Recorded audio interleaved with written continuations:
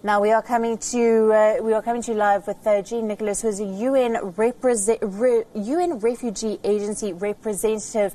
Good afternoon. Thank you for being with us. Now, Yemen grossly unprepared to deal with the COVID-19 crisis, with resources already being drastically depleted due to years of conflict. Correct. You have summarized the situation. We have a population which has been surviving 5 years of conflict.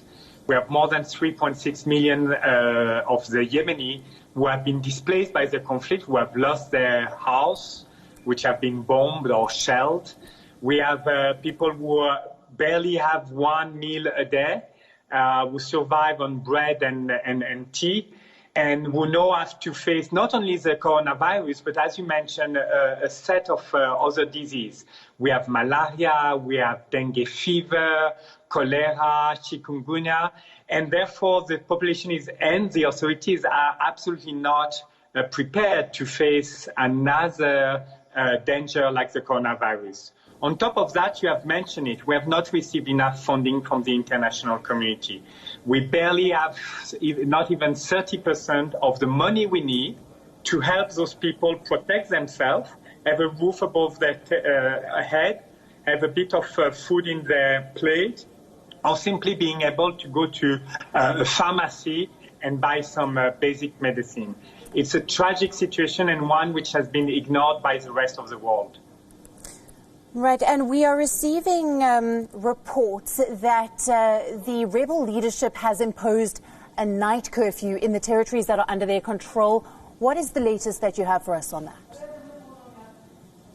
So we are coming to the end of Ramadan, and this coming weekend will be the Eid celebration. Of course, all of us, the humanitarian community, are extremely worried that it is a time for family to get together. So the spread of the coronavirus will be really the risk that those families will take by celebrating together. The authorities, both in the north, are taking different measures to restrict the movement of people. Ensuring physical distancing in a country like Yemen is almost impossible. People are living together, different families. The displaced are living in overcrowded sites. Hand washing is very difficult when you don't have access to running water. So therefore, there are different measures which have been taken to ensure that people limit their movement, so that we try to the maximum to reduce the spreading of the coronavirus, and we expect the authorities to take additional measures in the coming days and coming hours.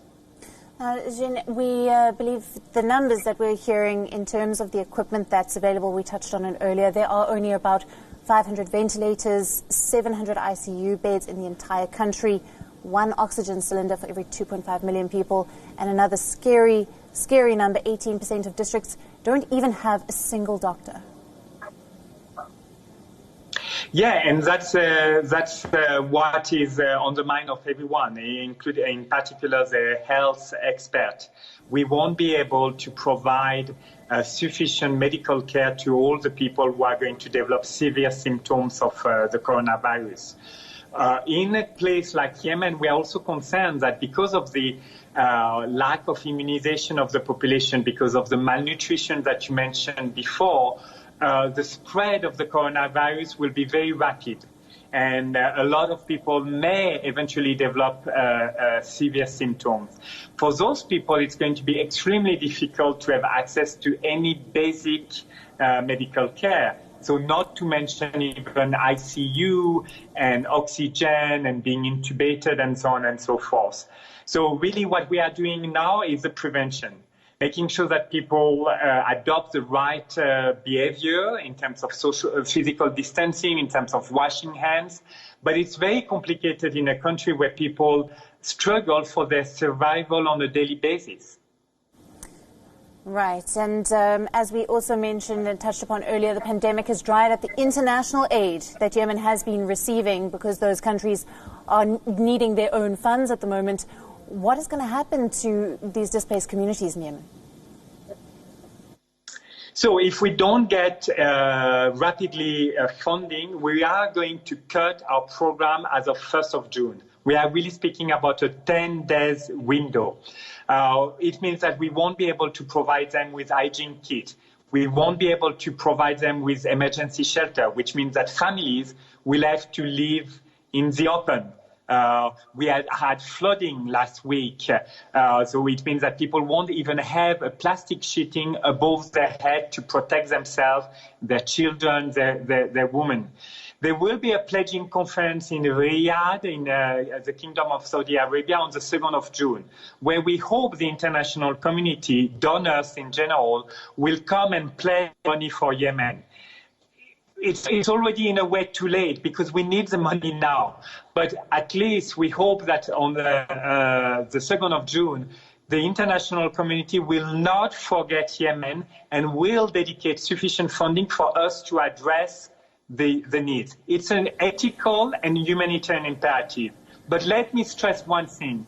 If we don't address the risk here related to coronavirus, those populations will be on the move tomorrow, will go up to Saudi Arabia, to Europe, and to Asia. Therefore, they will bring with them again the coronavirus. So it's beyond an ethical and a humanitarian imperative. It's something also which relates to our common solidarity and our common safety in relation to the coronavirus today. Jean-Nicolas, thank you very much for being with us today. That's a UNHCR representative in Yemen joining us from the UN Refugee Agency.